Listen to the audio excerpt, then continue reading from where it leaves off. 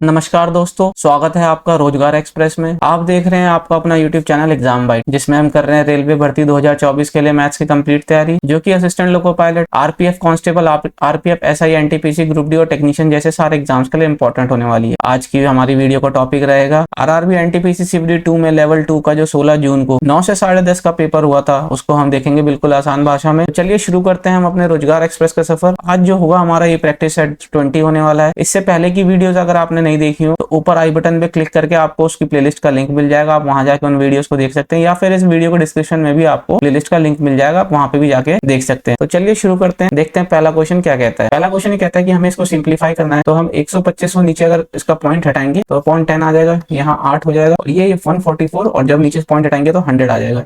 इसको 25 से करेंगे तो ये 5 बारी में चला गया, ये 4 बारी में चला गया। इसको करेंगे तो ये 2 बारी में, और ये 4 2 8 से ये 8 गया, और जब हम इसका स्क्वायर रूट निकालेंगे तो 144 जो होता है वो 12 का स्क्वायर होता है। तो इसका सही आंसर जो होगा ऑप्शन फर्स्ट हो जाएगा। अगले क्वेश्चन की तरफ बढ़ते हैं।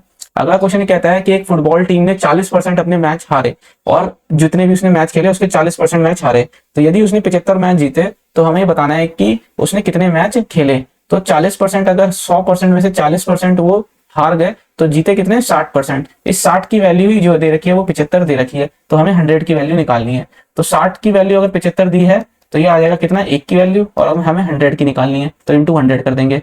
तो जब हम देखेंगे तो ये 15 पंजे हो जाएगा, ये 4 से चला जाएगा, ये 4 से 25 बारी में चला जाएगा, और 25 को जब हम 5 से मल्टीप्लाई करते हैं तो ऑप्शन सेकंड हमारा आ जाएगा, इसका आंसर 125। अगले क्वेश्चन की तरफ बढ़ते हैं। अगला क्वेश्चन ये कहता है कि ए जो है किसी काम को 8 दिन में कर सकता है, और बी जो है उसी काम को 10 दिन में कर सकता है, सी जो है उस काम को 20 दिन में कर सकता है। तो ए बी सी जो है तीनों मिलकर उस काम को कितने दिन में करेंगे। पहले तो हम काम निकाल लेते हैं कि तीनों मिलकर क्या काम कर रहे हैं। तो ये जो काम हम मानते हैं ये इनका एलसीएम आ जाता है 8, 10 और 20 का, और इसको हम टोटल वर्क बोल देते हैं जो ये काम करेंगे। इनका एलसीएम कितना आ जाएगा, इनका एलसीएम आ जाएगा 40, 8 का, 10 का, 20 का। तो 8 को हम जब 40 से डिवाइड करेंगे तो कितनी बारी में जाएगा, 5 बारी में, 10 का 4 बारी में, और 20 से करेंगे तो हम ये 2 बारी में। तो ये तो आ गई इनकी एफिशिएंसी, एक दिन में ये लोग कितने यूनिट काम करेंगे। ये 40 यूनिट जो है हमने माना है कि ये 40 यूनिट का काम दोनों सारे मिलके तीनों मिलके कर रहे हैं, करना है तीनों को। तो अब ये पूछते हैं ये 40 यूनिट का काम तीनों मिलकर कितने दिन में कर लेंगे। तो जो टाइम लगेगा किसके द्वारा, ए बी और सी के द्वारा, वो कितना हो जाएगा। तीनों मिलकर एक दिन में कितने यूनिट का काम कर रहे हैं, ये कर रहे हैं 5 + 4 + 2, तो कितना हो गया, 5 4 9 और 2 11। तो यानी कि हमारा जो आंसर आ जाएगा वो कितना आ जाएगा, 40/11। तो ये 3 से चला जाएगा 33, और बस बचा 7 11, तो 3 सही, 7/11। तो यानी कि इतने दिन लगेंगे उनको काम करने के लिए, ऑप्शन सेकंड हमारा सही हो जाएगा। अगले क्वेश्चन की तरफ बढ़ते हैं।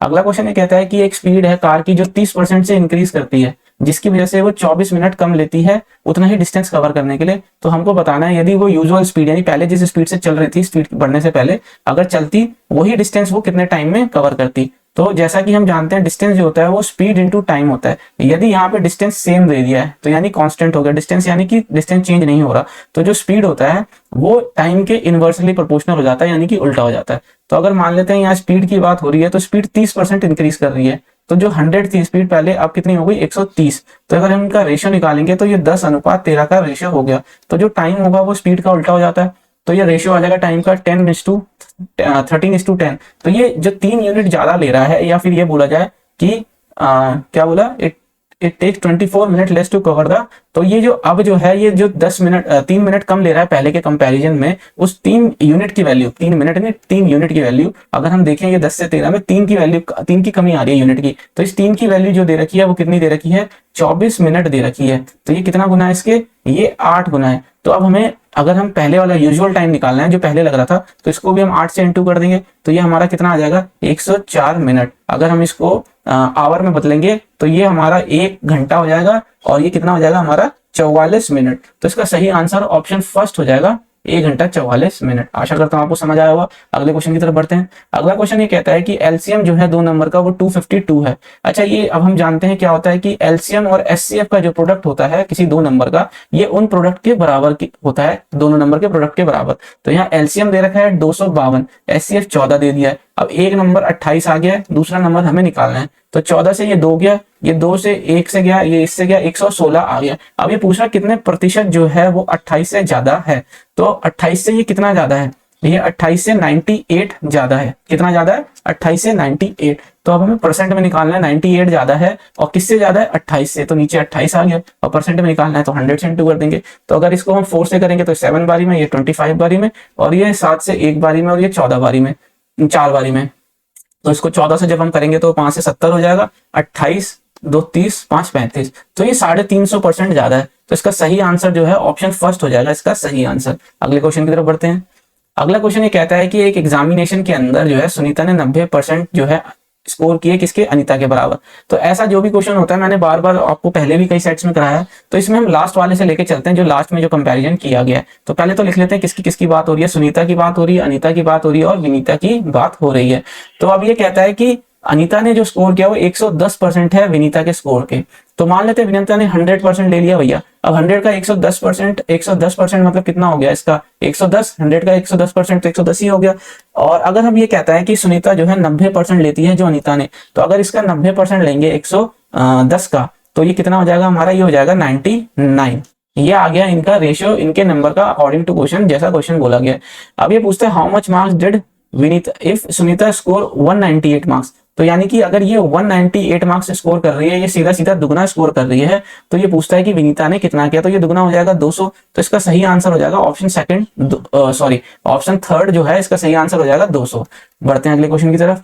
अगला क्वेश्चन ये कहता है कि ऑल्टीट्यूड है इक्विलेटरल ट्राइंगल का, वो 12 सेंटीमीटर दे रखा है। तो ये इक्विलेटरल ट्राइंगल का ऑल्टीट्यूड 12 सेंटीमीटर दिया हुआ है। अब पेरीमीटर निकालना है। हम जानते हैं कि जो इक्विलेटरल का ट्राइंगल होता है वो √3/2 टाइम्स होता है उसकी साइड के हाइट का जो होता है। अच्छा, इसमें इक्विलेटरल ट्राइंगल में ऑल्टीट्यूड हो गया हमारा, हाइट हो गया, मीडियन हो गया, सब बराबर होती हैं। तो यहाँ अब हम √3/2 कर दें, और ए जो है इसकी साइड वो कितनी दे रखी है? ऑल्टीट्यूड दे रखा है, सॉरी ऑल्टीट्यूड दे रखा है, तो हमें साइड निकालनी पड़ेगी। तो ये एच जो है कितना दे दिया है? 12। कितना हो गया ये एच? 12। तो अगर हम यहाँ से ये निकालेंगे, साइड इसकी मान लेते हैं, साइड ये जो है ए है इक्विलेटरल ट्राइंगल की साइड, तो ये ए कितना आ जाएगा हमारा? ये आ जाएगा 24/√3। अब इसको थोड़ा सिंप्लीफाई कर लेते हैं, तो ऊपर नीचे √3 से रैशनलाइज कर लेंगे। तो ये √3 से ये 3 जो है, √3 से 3 आ जाएगा, 3 से कटेगा तो ये 8√3 आ जाएगी इसकी साइड। तो अगर हम पेरीमीटर की बात करेंगे तो पेरीमीटर जो होता है वो 3 टाइम्स साइड के होता है। तो ये कितना आ जाएगा हमारा? 3 × 8√3। तो इसका जो आंसर आ जाएगा वो कितना हो जाएगा हमारा? इसका आंसर 24√3, ऑप्शन सेकंड इसका सही आंसर हो जाएगा। अगले क्वेश्चन की तरफ बढ़ते हैं। अगला क्वेश्चन ये कहता है कि एक एक्स जो है मीडियन है इस डेटा का, और y जो मीडियन है वो जब x जो है मीडियन है इस डेटा का, और y जो है वो मीडियन है जब 26 और 41 को जो है 59 और 75 से रिप्लेस कर दिया जाता है। तो यदि ऐसा होता है तो हमें इस एक्सप्रेशन की वैल्यू निकालनी है, 3x - 2y। सबसे पहले हम ऐसे क्वेश्चन में करते क्या है कि इतना बड़ा डेटा अगर एग्जाम में आ जाए तो हम स्क्रीन में देख के नीचे लिखते समय काफी टाइम वेस्ट हो जाएगा। तो हम सबसे पहले इस डेटा को फटाफट जो है अपने रफ शीट पे लिख लेते हैं। फिर उसके बाद जब इसको हम अरेंज करेंगे तो ये कैसे अरेंज करेंगे, इसको पहले 9 आ जाएगा, फिर 16, बढ़ते हुए क्रम में लगाना है हमें, 21 26 29, फिर आ जाएगा 31 41 40 51 और 54, फिर 56, ये आ गया। अब उसके बाद आता है हमारा 61 62 65 71 73, फिर आ जाएगा हमारा कितना 78 86 89 91। ये हो गया हमारा डेटा कंप्लीट। और ये जो है हमारी जो नंबर ऑफ टर्म्स आई हैं, ये कितनी आई है हमारी? नंबर ऑफ टर्म्स आई हैं ये 20।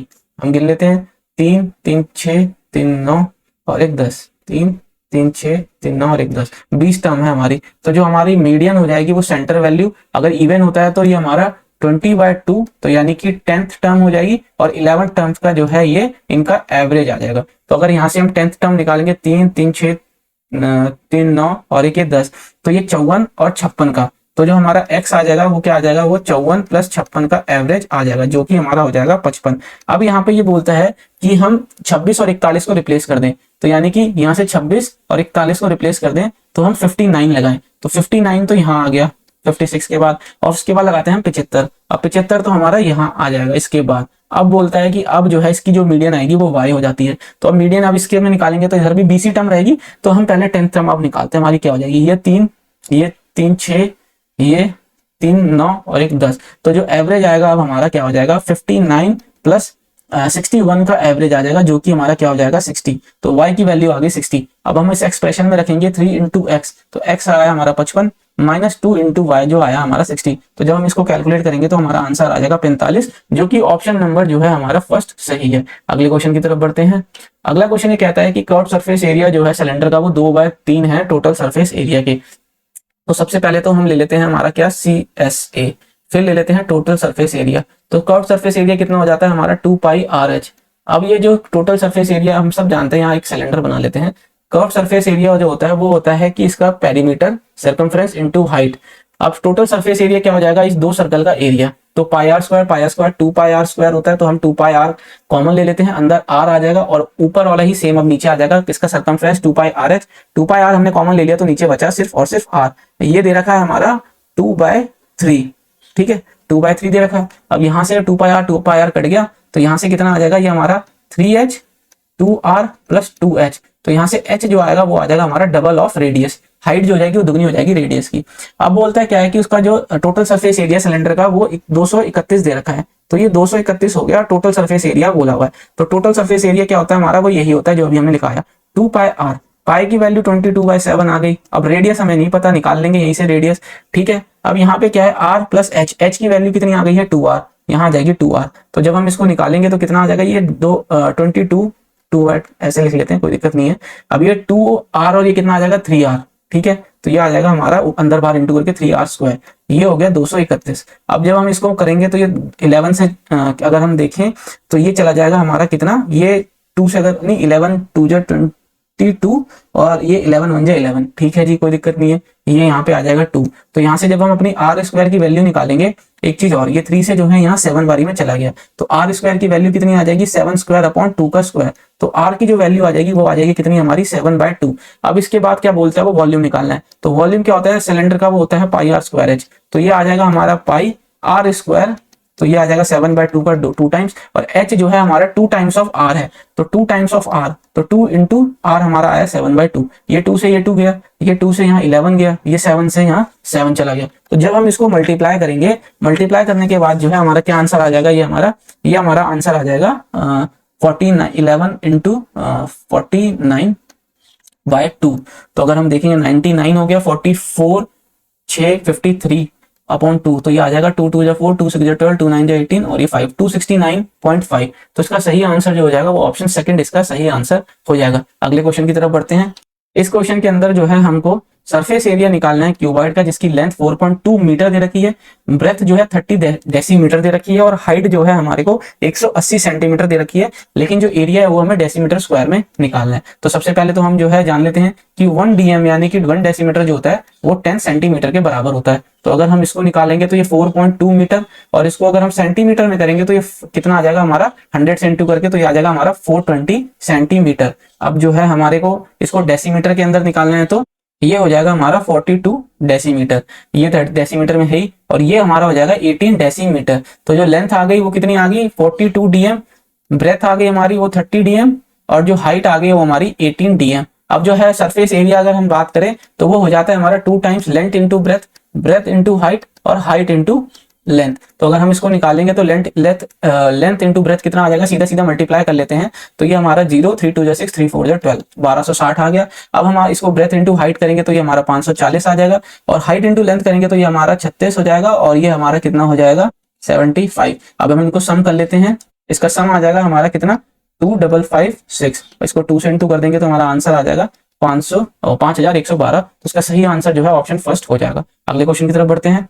अगला क्वेश्चन कहता है कि एरिया निकालने में सर्कुलर पाथ का हैविंग अ यूनिफॉर्म विड्थ, मतलब मान लेते हैं कि हमारा ये हो गया क्या, ये आ गया हमारा एक सर्कुलर फील्ड, और ये हो गया एक हमारा सर्कुलर पाथ। हमें इसका एरिया निकालना है, इसका एरिया हमें निकालना है, जिसके अंदर क्या बोल रहा है कि जो इसकी विड्थ दे रखी है वो तो हमें 3 मीटर दे दी है, ठीक है। अब ये क्या बोलता है कि what is the area of circular path having a uniform width of 3 meters surrounding a circular field of diameter 150। तो ये जो सर्कुलर फील्ड है इसका डायमीटर 150, तो यानी रेडियस हमारी 75 मीटर आ जाएगी। तो अब हमें इसका एरिया निकालना है, तो क्या होगा, बड़े वाले सर्कल में से छोटे वाले सर्कल का एरिया माइनस कर देते हैं, तो ये πr² माइनस r² ये हो जाएगा। तो अगर हम पाई को देखें, ये जो है हमारा, इसको हम कैसे ले सकते हैं r माइनस ये, और ये हम लिख सकते हैं r प्लस r, इस तरीके से लिख सकते हैं a² माइनस b² की आइडेंटिटी से। अब पाई के टर्म में ही हमें निकालना है। 2 का डिफरेंस जो है रेडियस का कितना है 3 आ रहा है, और 2 का सम अगर हम बात करें तो हमारा कितना आ जाएगा, यहाँ से यहाँ तक का सम हमारा कितना हो गया, ये 78। तो 78 और 75 का अगर हम सम करेंगे तो हमारा कितना आ जाएगा, ये हमारा 153 आ जाएगा।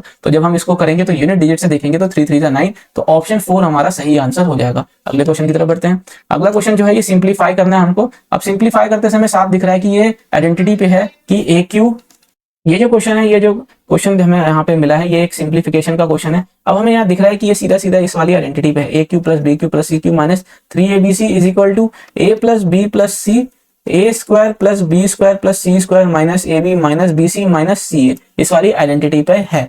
तो अब इसकी जगह जो है हम क्या लिख सकते हैं, इसकी जगह हम ये पूरा लिख सकते हैं, और अपॉन में क्या आ जाएगा, अपॉन में यही पूरी टर्म आ जाएगी। कौन सी वाली, ये A square plus B square plus C square this. तो ये ऊपर नीचे कट जाएगा, तो आंसर हमारा सिर्फ इनका सम आ जाएगा। तो 15 20 और 25 का 15 20 और 25 का सम हमारा कितना आ जाएगा, 20 30 40 20 60। तो हमारा जो आंसर आ जाएगा वो आ जाएगा ऑप्शन नंबर 4 हमारा सही आंसर हो जाएगा। बढ़ते हैं अगले क्वेश्चन की तरफ। अगला क्वेश्चन ये कहता है कि कंपाउंड इंटरेस्ट निकालना है हमें 15,600 पे, जिसमें 20% पर एनम यानी कि 20% प्रति वर्ष जो है उसका ब्याज दर दे रखा है, लेकिन जो समय है हमें हमारा है वो 2/1/4 साल, और इंटरेस्ट जो है सालाना निकालना है। ठीक है, अब यहाँ पे देख लेते हैं कि 2 साल का टाइम तो है, प्लस 1/4 साल है ना, 1/4 साल। तो इसको अगर हम साल में ही निकाल लें तो हमारा ये कितना आ जाएगा, सॉरी इधर तो जो हमारा इंटरेस्ट लग रहा है वो 20% पर पीए का लग रहा है पर एनम का। अब यहाँ निकालते हैं 1 ईयर का जो इंटरेस्ट है वो कितना है 20%, तो हम 1/4 कर लें, 1/4 ईयर का इंटरेस्ट कितना आ जाएगा, तो इसको भी 4 से डिवाइड कर लेंगे तो हमारा 5% आ गया।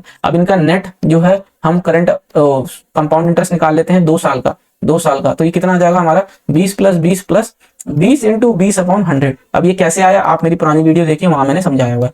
तो ये 20 और 20 40 हो गया, और ये कितना हो जाएगा हमारा 20 और 20 40, और ये 2 2 400 अपॉन 100, ये 2 जीरो से चला गया 44%। अब हमको जो है किसका निकालना है, ये 44% और ये 5% का नेट निकालना है हमको, है ना। तो ये निकाल लेते हैं हम, इसका नेट कितना आ जाएगा 44 प्लस 5 प्लस 44 इंटू 5/100, तो ये हमारा आ जाएगा 49 प्लस ये कितना हो जाएगा हमारा 220। ठीक है, और ये हो जाएगा हमारा 100 नीचे, तो ये चला गया यहाँ से, और पॉइंट के बाद 2 जीरो, एक जीरो के बाद एक डिजिट से पहले पॉइंट आ जाएगा, तो ये हमारा कितना हो जाएगा 51.2%। तो नेट हमारा जो होगा वो आएगा 51.2%। यही निकालना है हमें 15,600 का ब्याज, इसी को हम निकालना है, और ये नियरेस्ट में हमें निकालना है। तो ये जब हम परसेंटेज के साइन से हटाएंगे तो ये 2 जीरो चला जाएगा, और जब इसको हम मल्टीप्लाई करेंगे इसका मल्टीप्लीकेशन आ जाएगा हमारा कितना 79872। एक डिजिट के बाद जो है पॉइंट है तो यहाँ पॉइंट आ जाएगा, तो इसको अगर हम राउंड ऑफ में करेंगे तो हमारा कितना आ जाएगा 7987, तो जो कि हमारा ऑप्शन सही है थर्ड। ठीक है, अगले क्वेश्चन की तरफ बढ़ते हैं। अगला क्वेश्चन ये कहता है एक amount of money invested certain rate of simple interest per annum to. अच्छा, एक जो है कोई सम है धनराशि जो साधारण ब्याज पे लगाई जाती है, 8 साल में वो 24,500 हो जाती है, और 13 साल में जो है शुरुआत से वो 32,000 में हो जाती है। मान लेते हैं ये पी अमाउंट लगाया गया। अब ये 8 ईयर्स के अंदर जो है हमारा कितना हो गया 24,500। अब यहाँ अगले जो है वो कितने 13 साल बोलता है, तो 5 साल के अंदर अगर हम बात करें अगले 5 साल में वो यानी कि 32,000 हो गया। तो स्टार्टिंग से देखा जाएगा तो ये स्टार्टिंग से तो 13 साल ही हो गया। अब हमें बताना है कि हमने कितना जो है धनराशि को इन्वेस्ट किया था। तो ये 5 साल के अंदर कितना बढ़ रहा है भाई, 5 साल के अंदर ये जो बढ़ रहा है हमारा 7,500 जो है ये बढ़ रहा है 5 साल में। तो 1 साल की अगर हम बात करें 1 साल में कितना बढ़ेगा, तो ये 1 साल में जो बढ़ेगा वो बढ़ेगा 1500। तो इन 8 ईयर्स 8 साल के अंदर कितना बढ़ेगा, ये हमारा ये बढ़ जाएगा हमारा 1,20,000। यहाँ एक मिस्टेक है कि ये 1,20,000 नहीं, हमारा ये बढ़ेगा 12,000। ये कितना बढ़ जाएगा हमारा 12,000, कितना 12,000।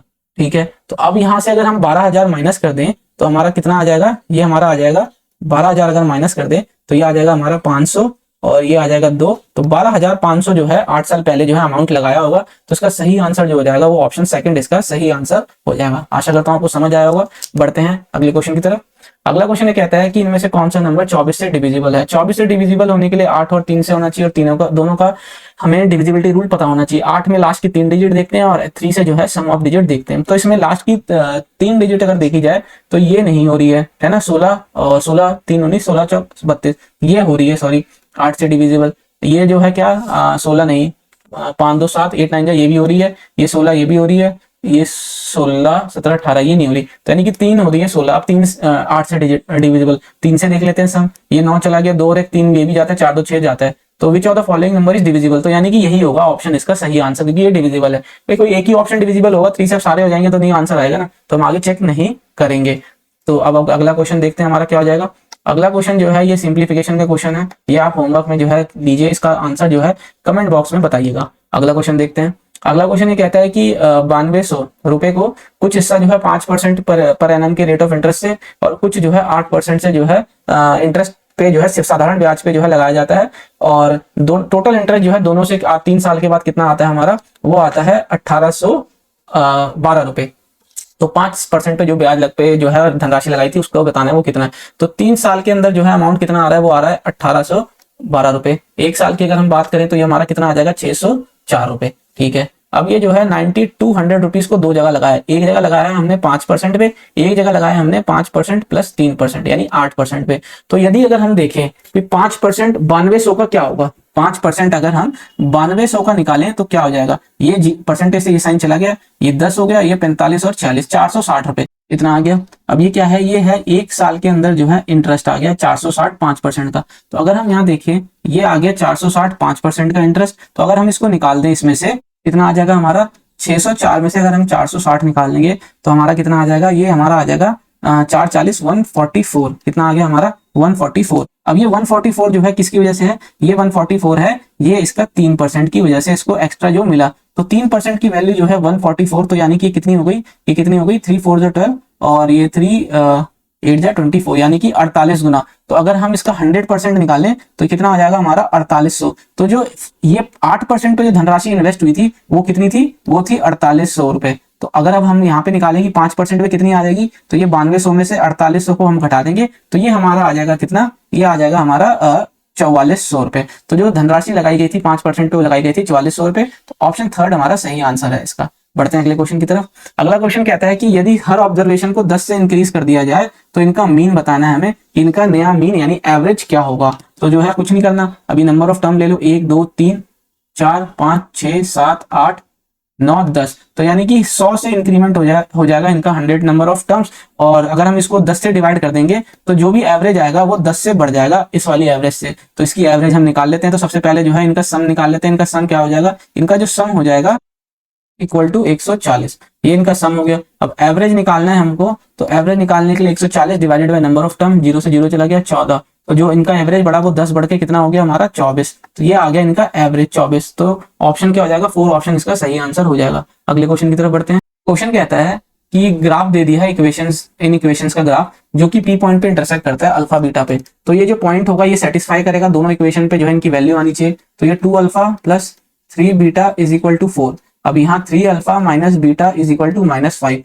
ये हो गया इक्वेशन। अब हमें इसकी वैल्यू निकालनी है, तो हम इसको जो है क्या करते हैं 3 से इंटू कर लेते हैं। तो ये 9 alpha 3 beta is equal to 15, ये आ गया। अब इनको हम ऐड करेंगे तो ये कट जाएगा, तो ये कितना आ जाएगा 9 2 11 अल्फा, और इसको जब हम देंगे तो ये हमारा कितना आ जाएगा -11। ठीक है, 15 में से 4 गया, तो अल्फा की वैल्यू कितनी आ जाएगी हमारी -1। अब जो है इस वाली इक्वेशन के अंदर जो है पुट कर लेते हैं, किसी भी इक्वेशन के अंदर अल्फा की वैल्यू डाल लेते हैं। मानते हैं इसके अंदर हम डाल लेते हैं 3 alpha minus beta plus 5 equal to 0। तो यहाँ पे जो है हमने अल्फा जो है -1 आ गया, ये -3 हो गया, minus beta plus 5 is equal to 0। तो जो बीटा की वैल्यू आ गई वो कितनी आ जाएगी, वो आ जाएगी 2। अब यहाँ पे रख लेते हैं इसकी वैल्यू 3 अल्फा, अल्फा की वैल्यू कितनी आई है -1, और बीटा की वैल्यू कितनी आई है हमारे 2। तो ये -3 -4 2 जा 8, तो ये -11 इसका आंसर आ गया। तो जिसका सही आंसर है वो ऑप्शन 2 इसका सही आंसर है, -11। अगले क्वेश्चन की तरफ बढ़ते हैं। अगला क्वेश्चन ये कहता है कि जो रेशियो दे दिया है रेडियस का sphere to radius of hemisphere is 4:5। ठीक है, अब ये कहता है कि सरफेस एरिया जो है स्फीयर का वो कितना ज्यादा है कर्व सरफेस एरिया से हेमिस्फीयर के। तो ये हमें परसेंटेज में निकालना है। तो अगर रेडियस की बात करें स्फीयर की और हेमिस्फीयर की, ठीक है, ये कितनी है 4:5। ठीक है, अब surface area of sphere, surface area of sphere क्या होता है, वो होता है 4πr²। अब ये पूछता है क्या हेमिस्फीयर के कर्व सरफेस एरिया से। अब सरफेस एरिया जो स्फीयर का कंप्लीट हो जाता है कर्व का आधा, तो ये कितना हो जाता है 2π। यहाँ पे अगर हम स्फीयर लिख लें और यहाँ लिख लेते हैं हेमिस्फीयर का स्क्वायर, तो ये 2 से यहाँ पे ये 2 बारी में चला गया, ये पाई से पाई चला गया, और जो ये एरिया की बात हो रही है ना, ये रेडियस है, सॉरी रेडियस है। तो अब जो एरिया है वो इनके रेडियस का स्क्वायर भी है, तो हम कर लेते हैं 2 टाइम्स इसके रेडियस का स्क्वायर यानी कि 16, और इसके रेडियस का स्क्वायर 25। तो ये 16 दूनी 32 और ये 25। तो अभी कितना ज्यादा हो गया इससे, ये 7 ज्यादा हो गया। अभी 7 ज्यादा किससे हुआ है 25 पे। तो हमें जो है परसेंटेज में निकालना है, तो 100 से इंटू कर लेंगे, ये 4 बारी में गया और ये 28% इसका आंसर आ गया, जो कि ऑप्शन 4 इसका सही आंसर है। अगले क्वेश्चन की तरफ बढ़ते हैं। अगला क्वेश्चन ये कहता है कि ए जो है किसी काम को 20 दिन में कर लेता है, बी जो है उसी काम को 15 दिन में करता है, सी उसी काम को 18 दिन के अंदर कर लेता है। तो अब इनका जो है काम निकालने के लिए हम टोटल वर्क जो है एलसीएम ले लेते हैं। तो इनका एलसीएम कितना आ जाएगा, 180 इनका एलसीएम आ गया। तो ये 9 बारी में चला गया, ये हमारा कितना चला गया, ये 12 बारी में चला गया, और ये हमारा जो है कितना 10 बारी में चला गया। तो अब ये कहता है कि बी और सी ने काम को शुरू किया बट 4 दिन के बाद उन्हें छोड़ना पड़ा। तो बी प्लस सी जो है 4 दिन के अंदर कितना काम कर लेंगे, बी और सी की एफिशिएंसी कितनी दे रखी है 12 प्लस 10, तो ये 22 इंटू 4, तो ये 88 यूनिट का काम इन्होंने करा। बाकी बचा काम जो है वो कितने दिन में ए करेगा, जैसे अब 180 में से 88 चला जाएगा तो बचेगा क्या 92। तो ये 92 को ए करना है 9 बारी में। तो अब जो है ये कितनी बारी में चला जाएगा, अगर हम देखें तो ये 10 सही 2/9 जो है दिन लेगा इसको काम करने में। तो इसका सही आंसर जो है ऑप्शन फर्स्ट हो जाएगा। अगले क्वेश्चन की तरफ बढ़ते हैं। अगला क्वेश्चन ये कहता है पी और क्यू जो है किसी काम को 20 दिन के अंदर करते हैं। पी और क्यू किसी काम को 20 दिन के अंदर करते हैं, क्यू और आर उसी काम को जो है 30 दिन के अंदर करते हैं, और पी और आर जो है उसी काम को 30 दिन के अंदर करते हैं। तो अब हमें बताना है, तो पहले तो इनका एलसीएम ले लेते हैं, कितना हो जाएगा 60 टोटल वर्क, ये 3 बारी में, ये 2 बारी में, ये 2 बारी में। तो what is the respective ratio of number of days taken by P when completing the same job alone to the number of day R completing, यानी कि पी और आर जो है कितना कितना दिन लेंगे उनका रेशियो निकालना है यदि वो अकेले इस काम को कंप्लीट करते हैं। तो यहाँ पे अगर हम इनकी एफिशिएंसी को ऐड करें, वो P plus Q plus R की एफिशिएंसी 2 बार ऐड हो रही है, तो वो कितनी हो जाएगी हमारी, ये हो जाएगी हमारी 3 2 5 और 2 7। तो P plus Q plus R की एफिशिएंसी हो गई हमारी 7/2। तो हमें P और R का निकालना है। तो सबसे पहले तो यहाँ से Q और R की एफिशिएंसी कितनी है 2, वो रख लेते हैं। तो P की एफिशिएंसी कितनी आ जाएगी 7/2 माइनस 2, तो ये कितनी हो जाएगी हमारी 3/2। अब इसी इक्वेशन से जो है हम क्या कर लेते हैं, इसी इक्वेशन से हम R की एफिशिएंसी निकाल लेते हैं। तो R की एफिशिएंसी क्या हो जाएगी, P प्लस क्यू की एफिशिएंसी 3 है, तो ये 7/2 में से 3 माइनस कर लेंगे तो इनकी एफिशिएंसी 1/2 हो गई। तो अगर P के द्वारा जो टाइम लग रहा है वो कितना लग रहा है, वो लग रहा है 60 यूनिट को काम करने में, और एक दिन में P जो है 3/2 काम कर रही है, तो ये 2 ऊपर आ जाएगा। तो ये 2 ऊपर आने के बाद नीचे 3 से ये करेंगे तो ये कितना आ जाएगा हमारा 40। और यहीं अगर हम R की बात करें तो 60 यूनिट का काम जो वो आधे दिन में कर रही है, तो यानी कि उसका जो दिन आधे की एफिशिएंसी से कर रही है, तो ये 2 ऊपर मल्टीप्लाई हो जाएगा, तो ये आ जाएगा हमारा 120 दिन। ठीक है, अब इनका रेशियो निकालना है टाइम P का और टाइम R का। तो ये 40/120, तो ये 1:3 आ गया। तो इसका सही आंसर ऑप्शन सेकंड हो गया। आशा करता हूं समझ आया होगा। अगले क्वेश्चन की तरफ बढ़ते हैं। अगला क्वेश्चन ये कहता है एक शॉपकीपर किसी आर्टिकल को 20% के प्रॉफिट पे बेचता है। मान लेते हैं कॉस्ट प्राइस 100 है, तो उसका सेलिंग प्राइस जो है 120 हो गया। यदि वो 10% पे कम पे वो खरीदता है ना, तो यानी कि वो 90 पे खरीदेगा अब आपका जो कॉस्ट प्राइस हुआ उसका, और वो जो है उसको 40% के लाभ पे बेच देता है। तो अगर इसका 40% निकालें तो कितना हो जाएगा हमारा 126। तो ये जो इंक्रीमेंट आया +6 का, ये किसके बराबर दे दिया है, ये बराबर दे दिया 18 रुपीज उसको ज्यादा मिलेंगे, है ना। तो ये कितना 3 गुना। तो इसकी ओरिजिनल कॉस्ट प्राइस पूछी गई थी, तो 100 को भी 3 गुना कर देंगे तो 300 इसका आंसर आ गया। तो ऑप्शन थर्ड हमारा सही आंसर हो गया। बढ़ते हैं अगले क्वेश्चन की तरफ। अगला क्वेश्चन ये कहता है कि एक ऑब्ट्यूज आइसोसेलेस ट्राइंगल है ना, क्या है ऑब्ट्यूज आइसोसेलेस ट्राइंगल। तो ये जो है 190 से बड़ा होगा, ठीक है। RST, R 16 दे दिया है, तो और ये आइसोसेलेस ट्राइंगल है तो ये भी 16 हो गया।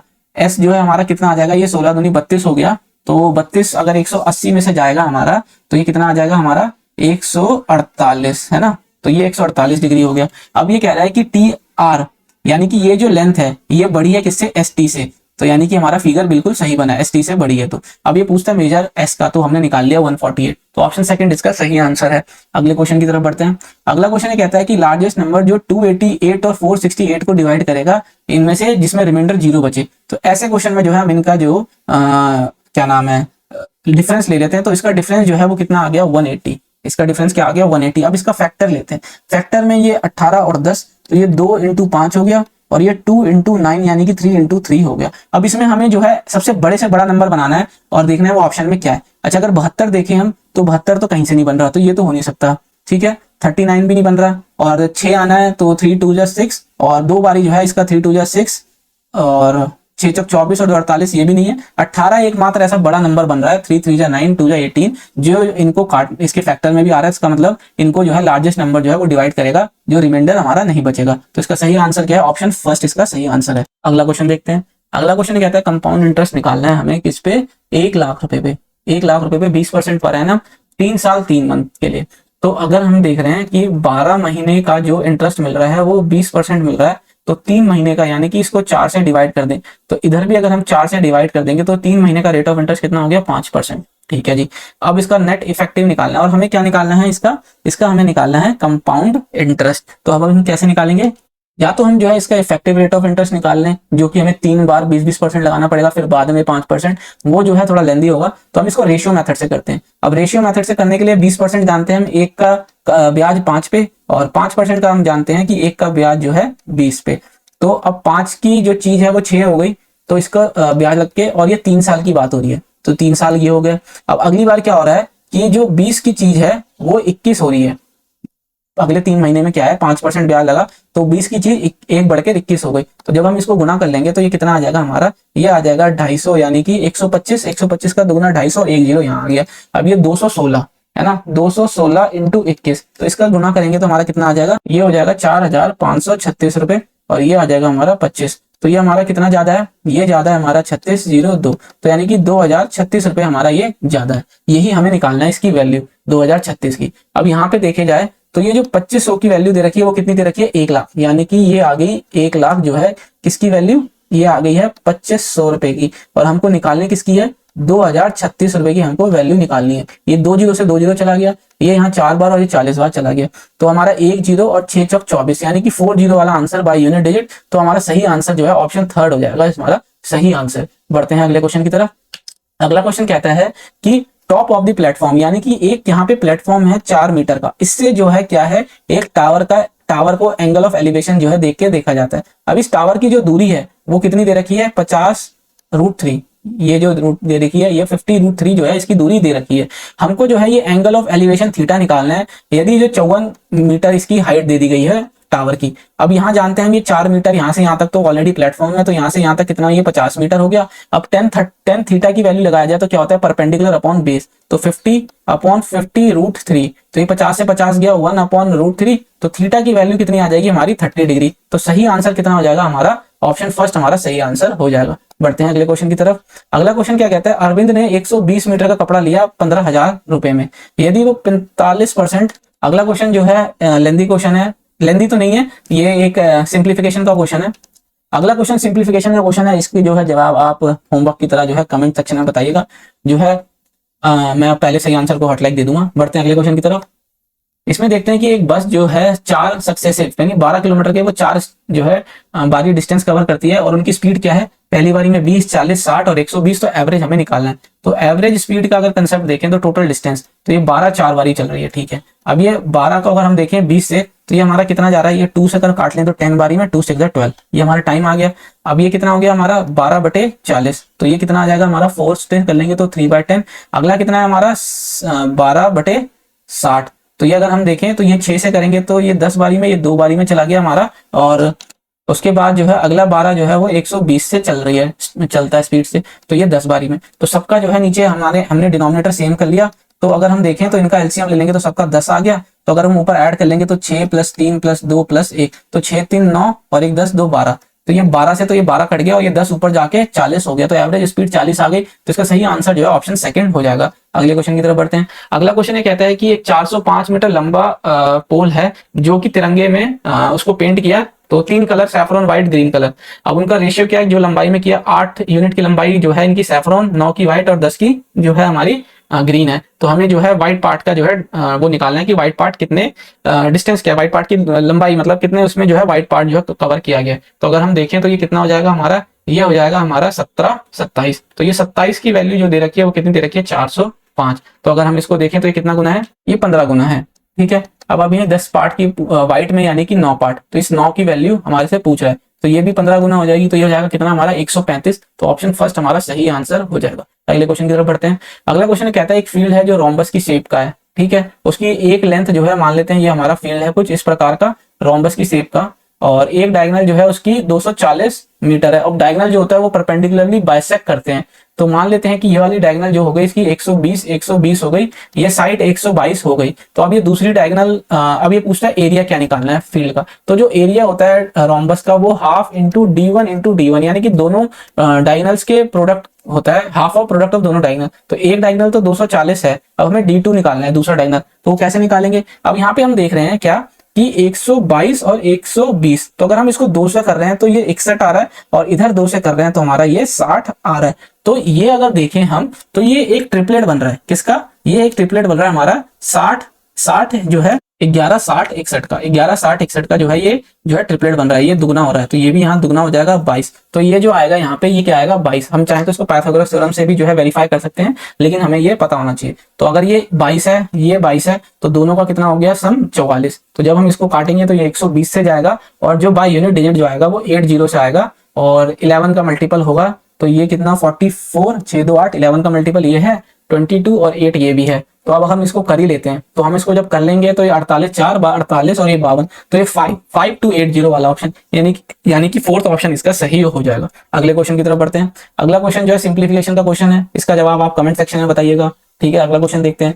अगला क्वेश्चन अब ये पूछ रहा है कि 12 13 बाय 14 जो है कितना ज्यादा है 12 13 बाय 14 से। तो ये 14 ऊपर चला गया, तो 12 इंटू 14 अपॉन 13 माइनस कर लेते हैं हम 12 अपॉन 13 इंटू 14 से। अब ये पूछ रहा है, तो अगर दोनों से 12 बाय 13 कॉमन ले लें तो ये हमारा 14 माइनस 1/14, तो यहाँ जो है इनकी एलसीएम ले लेंगे तो कितना हो जाएगा, ये हमारा ये हो जाएगा 14 का 1 स्क्वायर 196, 196 में से 1 गया 95, तो ये अपॉन 14 आ गया। अब जो है अगर हम देखें तो इसको अगर हम काटें तो 13 से एक बारी में चला गया, और 13 पंजे 65 में, तो ये 2 सते और 6, तो ये हमारा कितना आ गया, ये हमारा आ गया 90/7। तो 7 एकम 7 और 14 6, तो 12 सही 6/7 इसका आंसर आ गया, जो कि ऑप्शन 4 हमारा सही आंसर है। ये था वीडियो का एंड। आशा करता हूं आपको सॉल्यूशंस अच्छे लगे होंगे, और ये जो सॉल्यूशन थे ये एग्जाम ओरिएंटेड सॉल्यूशन थे। एग्जाम के अंदर कम से कम टाइम के अंदर आपको क्या अप्रोच रखनी चाहिए कि जो क्वेश्चन है वो कम से कम टाइम में सॉल्व हो जाए। तो अगर सॉल्यूशन अच्छा लगा हो तो वीडियो को लाइक कीजिएगा, और चैनल को सब्सक्राइब करना मत भूलिएगा, ताकि आप आगे की वीडियो को मिस ना करें। और अगर आपका जो भी वैल्यूएबल ओपिनियन है इस वीडियो या सॉल्यूशन या कमेंट क्या नाम है किसी भी तरीके का इस वीडियो को लेकर, वो कमेंट सेक्शन में आप जरूर दीजिए। मिलते हैं अगली वीडियो में, तब तक एग्जाम बट चैनल को देखने के लिए बहुत बहुत धन्यवाद।